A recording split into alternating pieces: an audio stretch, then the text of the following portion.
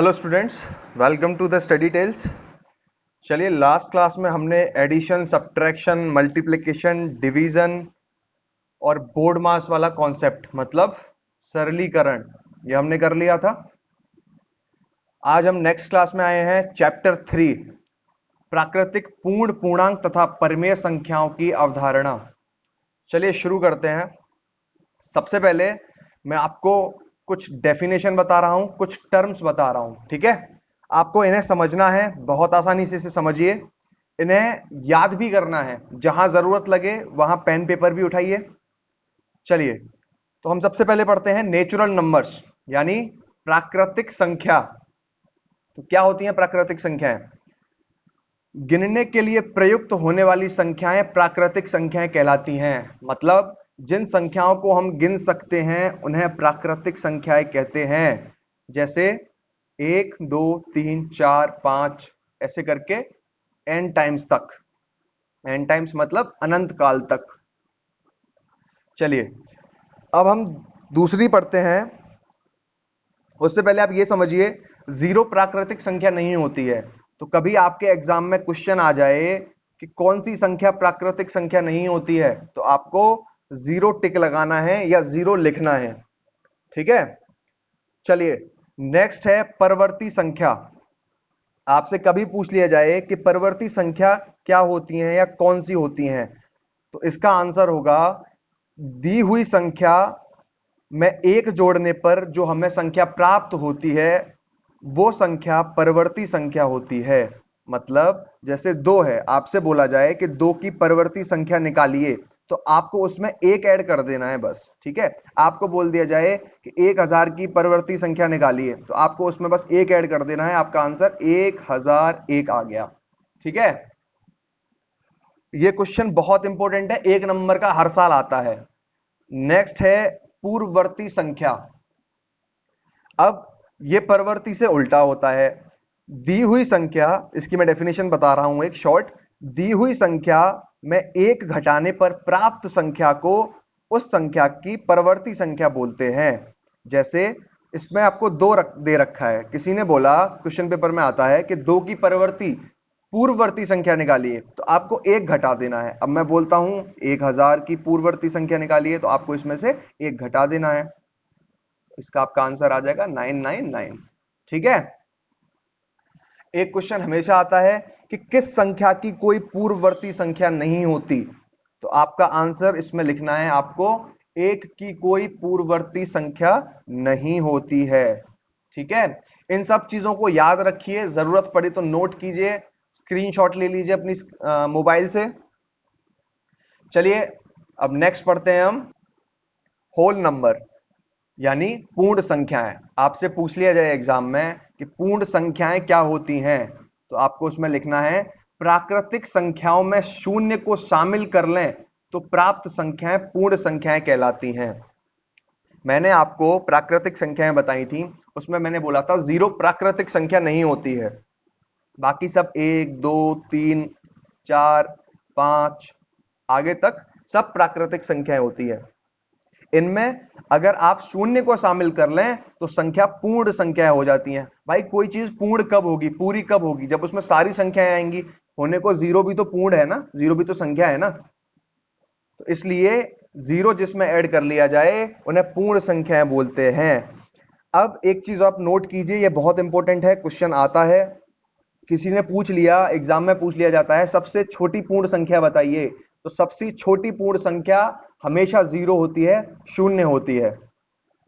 चलिए आगे देखते हैं हम पूर्णांक। इन्हें हम इंग्लिश में इंटीजर्स भी बोलते हैं। इंटीजर्स क्या होते हैं, पूर्णांक क्या होता है? सभी पूर्ण संख्याएं तथा ऋणात्मक संख्याएं पूर्णांक कहलाती हैं। जैसे मैंने बताया था, होल नंबर क्या होते हैं, पूर्ण संख्या क्या होती है? इंटीजर में जीरो मिला दिया जाए तो पूर्ण संख्या बन जाती हैं। ऐसे ही पूर्णांक क्या होते हैं? पूर्ण संख्याओं में अगर हम माइनस की वैल्यू, मतलब ऋणात्मक माइनस की वैल्यू अगर हम लगाने लग जाएं, माइनस के नंबर्स डिजिट्स लेने लग जाएं, तो वो पूर्णांक बन जाते हैं, ठीक है। एग्जाम्पल के लिए आप देखिए 0, 1, 2, 3, 4, हमेशा नेगेटिव नंबर जीरो से लेफ्ट साइड चलते हैं, ऐसे चलते हैं -1, -2, -3, -4 dash dash dash n times, ठीक है। तो आई होप पूर्णांक आपको समझ में आ गया होगा। बहुत छोटा चैप्टर है ये, इसमें कुछ भी नहीं है, ये एक एक नंबर के क्वेश्चन आ जाते हैं, ठीक है। तो इसे छोड़ना बिल्कुल नहीं है, एक नंबर पक्का आने वाला है एग्जाम में इस टॉपिक से। चलिए पूर्णांक के बाद अब हम पढ़ते हैं घन पूर्णांक। घन को हम पॉजिटिव भी बोलते हैं, ठीक है। घन पूर्णांक, प्राकृतिक संख्याएं घन पूर्णांक कहलाती हैं।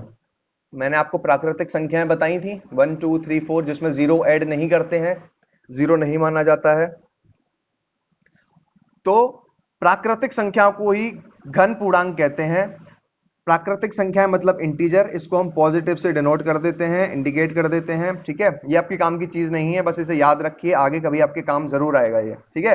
तो 1 2 3 4 dash dash dash n times, ठीक है, इन्हें घन पूर्णांक कहते हैं। मतलब वैल्यू नेगेटिव में ना हो, मैंने बताया था ना जीरो के बाद यहाँ पे -1 -2 ऐसे आ रहा था, ये नहीं होना चाहिए। इसमें सिर्फ पॉजिटिव वैल्यू, मतलब जो घन हो, घन पूर्णांक इन्हें ही कहते हैं, ठीक है। चलिए आगे हम पढ़ते हैं ऋण पूर्णांक। सभी ऋणात्मक संख्याएं ऋण पूर्णांक कहलाती हैं। अब हमें ये ना देख के जीरो से पहले जो ये वैल्यूज आ रही थी, इससे पहले -1 -2 -3, उन्हें ऋण पूर्णांक कहते हैं, ठीक है।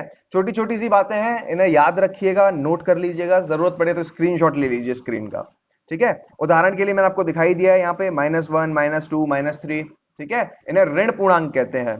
चलिए अब नेक्स्ट हम देखते हैं रेशनल नंबर्स, यानी परिमेय संख्याएं। बहुत बहुत इंपॉर्टेंट आपके एग्जाम के लिए। तो आपसे डेफिनेशन पूछ ली जाए कि परिमेय संख्याएं क्या होती हैं, तो आपको लिखना है वे संख्याएं जिन्हें हम P/Q के रूप में लिख सकें, या वे संख्याएं जो P/Q के रूप में लिखी जा सकें, परिमेय संख्याएं कहलाती हैं, ठीक है। चलिए तो अब कुछ इसकी प्रॉपर्टीज हैं वो भी पढ़ लेते हैं। दो परिमेय संख्याओं के बीच अनंत परिमेय संख्या हो सकती है। लास्ट ईयर ये क्वेश्चन यूपीबीटीसी आपके सेकंड सेमेस्टर एग्जाम में आया था, ठीक है। अब एक चीज समझिए, जैसे मैंने बोला परिमेय संख्या क्या होती हैं, 1/2, 3/4, 5/6, ये परिमेय संख्या होती हैं, ठीक है। तो जैसे ये है, आप इन दोनों को समझिए, इन दोनों को, तो इन दोनों के बीच आपसे पूछ लिया कि दो परिमेय संख्याओं के बीच कितनी संख्याएं हो सकती हैं, तो आपको लिखना है अनंत संख्याएं। ये एमसीक्यू में भी आ जाता है और ये डायरेक्ट लिखने के लिए भी आ जाता है, ठीक है। इसकी अगली प्रॉपर्टी हम पढ़ते हैं, दो परिमेय संख्या का जोड़ परिमेय संख्या ही होगा। क्वेश्चन ये पूछ लेता है कि दो परिमेय संख्या का जोड़ क्या होगा, आपको ऑप्शन में 0 दे देगा, 1 दे देगा, एक में दे देगा परिमेय संख्या और एक में दे देगा अपरिमेय संख्या। तो आपको परिमेय संख्या पर टिक लगाना है। दो परिमेय संख्याओं का जो सम होता है, जो जोड़ होता है, वो परिमेय संख्या ही होता है। मतलब रेशनल नंबर्स का सम रेशनल नंबर्स ही होगा। जैसे अब मैं आपको करके दिखाता हूं, 2/3 + 5/3, ये मैंने यहां सॉल्व कर रखा है पहले से। सॉल्व कैसे करते हैं वो भी मैं आपको आगे सिखा दूंगा, लेकिन आप एग्जांपल के लिए इसे समझ लीजिए। 2/3 5/3, यहां पे हम एलसीएम लेके 3 उतार लेते हैं और फिर यहां से इसको डिवाइड करते हैं। 3 1 3, 1 × 2 2, 3 1 3, 1 × 5 5। तो आपने देखा कि इन दोनों का जो सम है वो परिमेय संख्या ही आया है। दो परिमेय संख्याओं का जोड़ परिमेय संख्या ही आता है, ओके। चलिए आपके लिए मैं परिमेय संख्या का एक बार जोड़ करके आपको बता देता हूं कैसे होता है, कुछ बच्चों को वो नहीं आता है। करते हैं उसे हम बहुत आसानी से। जैसे मैंने दिया 5/10 प्लस 10/5, ठीक है। तो आपको इसे कैसे सॉल्व करना होता है, आप नॉर्मली यहां पे एक लाइन खींचिए, इन दोनों का आप एलसीएम लीजिए। मैंने आपको एलसीएम लेना पहली क्लास में सिखाया था, ऐसे हम इसका एलसीएम लेते हैं 10 और 5, ठीक है। तो 2 से जाएगा, 2 5 = 10 और 5 को हम ऐसे उतार लेंगे। 5 1 = 5, 5 1 = 5, तो इन्हें मल्टीप्लाई कर देंगे। 5 × 2 = 10, ठीक है। अगर आपने क्लास नहीं देखी है तो उसे जाके जरूर देखिए, बहुत बेसिक क्लास है, बहुत ज्यादा काम आने वाली है, आपके आगे आने वाले कंपटीशन तक में वो काम आएगा। तो यहाँ 10 आ गया, तो इस 10 को हम इस लाइन के नीचे उतार लेते हैं, ठीक है। अब इससे इसमें डिवाइड करते हैं। 10 1 = 10, कितनी बार गया, एक बार, ठीक है। जितनी बार जाता है उसको इसमें मल्टीप्लाई कर देते हैं ऊपर, ठीक है। तो 5 1 = 5। चलिए यहां प्लस का साइन उतार लेंगे, माइनस में माइनस का साइन उतार लेते हैं बस। ठीक है, इतना ही अंतर होता है माइनस और प्लस में। अगर इसमें से इसको माइनस करना होता तो यहाँ पे माइनस होता और यहाँ पे भी माइनस का साइन उतारते। अब इससे इसमें डिवाइड करते हैं। 5 2 जा, ये 2 बार जा रहा है। ठीक है, तो 2 बार जा रहा है तो 2 को इसमें मल्टीप्लाई कर देंगे, तो 2 10 जा 20। ठीक, अब इसे यहां पे ऐड कर लीजिए, ये आपका हो गया 25/10। इनको ऐड कर लीजिए और इसको एज इट इज उतार दीजिए। तो आपने देखा दो परिमेय संख्याओं का जो जोड़ आया है वो परिमेय संख्या ही आया है। ठीक है, अच्छा एक चीज और, जैसे 25/10 ये आंसर आया है। ठीक, तो हमें ये देखना होता है कि कहीं ये कट तो नहीं रहा है।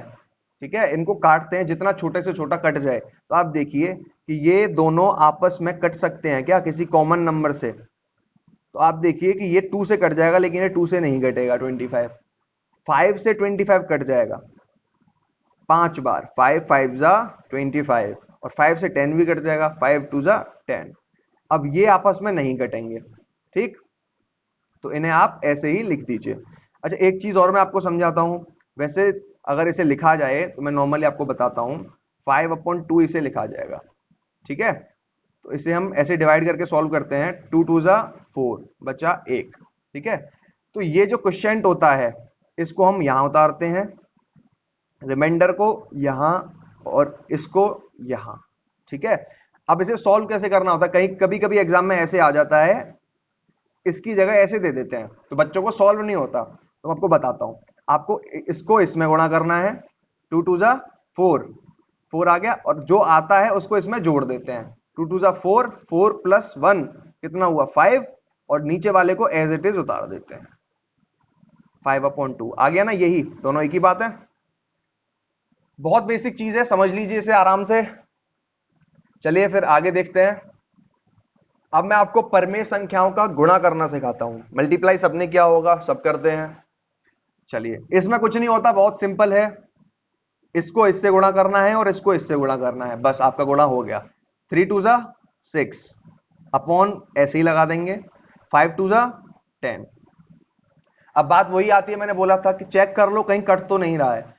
ये 6 जो है 2 से भी कट जाएगा और 10 जो है ये भी 2 से कट जाएगा, तो इसे काट दीजिए। 2 3 जा 6, 2 5 जा 10। अब ये आपस में नहीं कटेंगे, तो इसलिए यही आपका फाइनल आंसर हो जाएगा। जो बच्चे जिन्हें इसको काटने में प्रॉब्लम होती है वो यहां भी छोड़ के आ सकते हैं, कोई परेशानी नहीं है, लेकिन कोशिश यही कीजिए कि जितना कट सके, जितना आप फाइनल आंसर तक पहुंच सकें उतना ज्यादा अच्छा होगा। चलिए अगला देखते हैं हम।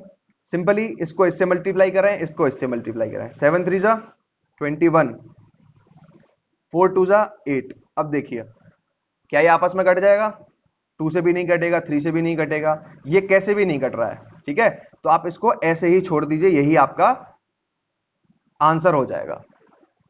चलिए अब मैं आपको डिवाइड करना भी बता देता हूं। डिवाइड आपको कैसे करना है। अब आपको ऐसे नहीं करना है कि आप इसमें इसको डिवाइड कर दें मल्टीप्लाई की तरह, नहीं। इसका एक सिंपल सा रूल है, पहले वाले को आप एज इट इज उतार लीजिए, जैसे लिखा हुआ है वैसे ही लिख दीजिए। यहां डिवाइड की जगह मल्टीप्लाई का साइन लगाइए। ठीक है, और ये जो संख्याएं हैं इनका रेसिप्रोकल मतलब इन्हें ऊपर नीचे कर दीजिए। 40 को आप ऊपर लिखिए और 30 को आप नीचे लिख दीजिए, बस वहीं सॉल्व हो जाएगा। ठीक, अब आपको यह भी पता है 0 से 0 कट जाती हैं अगर ऊपर नीचे हो। साइड से आप साइड ना काटें, ठीक है, कटने को कट जाएगा लेकिन बाद में कंफ्यूजन होता है, आप यहीं से काटें। इस 0 से ये 0 कट जाएगा, तो यहां 1 बचेगा, यहां 4, 4 बन जा 4, यहां 3 बचा, यहां 2, 3 2 जा 6। देखिए क्या भी और कट सकता है ये, हाँ बिल्कुल कट सकता है, 2 से ही कट जाएगा। तो इसको आप लिखेंगे 2 2 जा 4, 2 3 जा 6, ये आपका आंसर है। चलिए अगर कोई कंफ्यूजन हो तो मुझे जरूर आप व्हाट्सएप कीजिए, कमेंट कीजिए, बताइए क्या प्रॉब्लम आ रही है। वैसे तो बहुत बेसिक से मैं करा रहा हूं, परेशानी नहीं आनी चाहिए, फिर भी अगर कोई प्रॉब्लम है आप बताइए, मैं फिर से समझा दूंगा आपको। चलिए एक और डिवाइड का क्वेश्चन करके देखते हैं। 80/2 ऐसे ही उतार लेंगे, यहां डिवाइड की जगह मल्टीप्लाई का साइन लगा देंगे, 40 को ऊपर कर देंगे, 10 को नीचे कर देंगे। यहां भी कट रहा है, ये भी कट रहा है। ठीक है, अब आप मल्टीप्लाई कीजिए। 8 4 जा 32, 2 1 जा 2, तो ये कट जाएगा, बिल्कुल कट जाएगा। 2 1 जा 2, 2 6 जा 12, यहां नीचे 1 आएगा, 1 16 जा 16 ही होगा, मतलब 16 आपका आंसर। ठीक है, ये आपको भाग करना है बेसिकली, ठीक है, डिवाइड करना है। आई होप कोई परेशानी नहीं आ रही होगी बच्चों को। चलिए, दो लास्ट कॉन्सेप्ट और हैं आपकी इस क्लास में। चैप्टर ये इतना ही बड़ा है, बहुत छोटा चैप्टर है, 1 नंबर का क्वेश्चन इस चैप्टर से आता है, बहुत इजी है, कभी कभी 2 नंबर का भी आ जाता है, 2 क्वेश्चन 1-1 नंबर के आ जाते हैं। आगे हम पढ़ते हैं आरोही क्रम, इसे इंग्लिश में असेंडिंग ऑर्डर बोलते हैं। आरोही क्रम क्या होता है? जब कोई हमें सीरीज दे रखी है, ऐसे नंबर्स दे रखे हैं, ये कॉमा लग रहा है बीच में, ठीक है, तो पहले छोटा लिखेंगे हम, फिर बड़ा, मतलब बढ़ते क्रम में नंबरों को लगा देना ही आरोही क्रम होता है। पहले छोटा, फिर उससे बड़ा, फिर उससे बड़ा, ठीक है। आप इसकी डेफिनेशन भी लिख सकते हैं, किसी दी हुई संख्याओं को बढ़ते क्रम में लगाना ही आरोही क्रम होता है, ठीक है। इसे समझिए और डेफिनेशन खुद से बनाइए, कोई परेशानी नहीं है, ठीक है। तो देखिए सबसे छोटा यहां क्या है? 2 से बड़ा क्या है? यहां पे 62 62 से बड़ा क्या है? 75 75 से बड़ा 85 और 85 से बड़ा क्या हो जाएगा? 90 और 90 से बड़ा क्या होगा? 105। 2 62 75 85 90 और 105, ये आपका असेंडिंग ऑर्डर आरोही क्रम हो गया। बस यही आपका आंसर है, बहुत इजी है। इन्हें समझिए कि ये पूछ क्या रहा है, होता क्या है। कई बच्चों को पता ही नहीं होता आरोही क्रम क्या होता है, तो वो कर ही नहीं पाते क्वेश्चन को, 1 लाइन का क्वेश्चन होता है ये, ठीक है। या कुछ बच्चे इंग्लिश मीडियम से जो होते हैं उन्हें असेंडिंग ऑर्डर तो पता होता है, लेकिन बीटीसी में जैसा कि हिंदी में क्वेश्चंस आते हैं तो वो आरोही और अवरोही में कंफ्यूज हो जाते हैं। चलिए हम अवरोही क्रम पढ़ते हैं। आरोही क्रम से जस्ट अपोजिट होता है, यहां हम छोटे से बड़े की तरफ बढ़ते हैं और इस क्रम में बड़े से छोटे की तरफ बढ़ेंगे, ठीक है। तो इसमें आप डेफिनेशन लिखते हैं, दी हुई संख्याओं को बड़े से छोटे क्रम में लगाना ही अवरोही क्रम होता है। तो इसे हम करते हैं, सबसे बड़ी संख्या इसमें देखेंगे हम। तो सबसे बड़ी संख्या यहाँ पे 105 है, दोनों एक ही है ये, ठीक है, आपको समझाने के लिए मैंने एक ही लिख दिया है। तो 105 सबसे बड़ी संख्या। इससे छोटी संख्या कौन सी होगी? 90, इससे छोटी 85, इससे छोटी 75, फिर 62, उसके बाद 2, ठीक है। तो यही डिफरेंस है आरोही और अवरोही क्रम में, दोनों को आप समझ लीजिए, ascending order and descending order, ठीक है बच्चों। इससे अगला आपका चैप्टर पूर्ण संख्याओं पर संक्रियाएं है, ठीक है। तो मैंने आपको जो अब पढ़ाया है, पूर्ण संख्याएं जो पढ़ाई हैं, ठीक है, उसी के अंदर ये घन पूर्णांक, ऋण पूर्णांक आ जाते हैं। जैसे इसमें पूछ लिया पूर्ण संख्याएं क्या होती हैं, ठीक है, पूर्णांक क्या होता है, ये सब आपके इसी अगले चैप्टर में है। तो हम अगला चैप्टर इसी चैप्टर के अंदर कवर कर चुके हैं। ये दोनों चैप्टर को मिला के मैंने कंप्लीट एक चैप्टर बनाया है, इससे ज्यादा इन दोनों चैप्टर में कुछ नहीं है। आप चाहें तो अपना मॉडल पेपर उठा के देख सकते हैं, इन क्वेश्चन से बाहर कोई क्वेश्चन आता नहीं है, सिर्फ आपको डिवाइड मल्टीप्लाई करना होता है, जो मैं आपको सिखा चुका हूं। ओके, चलिए, आपको वीडियो अगर पसंद आई है तो इसे लाइक कीजिए, शेयर कीजिए, सब्सक्राइब कीजिए चैनल को। आगे इंग्लिश की क्लास आने वाली है बहुत जल्द आपके लिए, पूरा कोर्स मैं कराने वाला हूं। बच्चे रिक्वेस्ट भी कर रहे हैं, सर पूरा कोर्स कराइए। पूरा कोर्स मैं आपके एग्जाम से काफी टाइम पहले ही कंप्लीट करा दूंगा, तो आप चैनल को सब्सक्राइब जरूर करिएगा। चलिए फिर मिलते हैं हम अगली क्लास में, आपके चैप्टर नंबर 5 पूर्णांक तथा परमेय संख्याओं पर गणितीय संक्रियाएं तथा इसके प्रतिलोम। चलिए मिलते हैं फिर अगली क्लास में। Thank you. If this session was helpful to you, like, comment, share and subscribe. Press the bell icon and you can follow me on the links given below.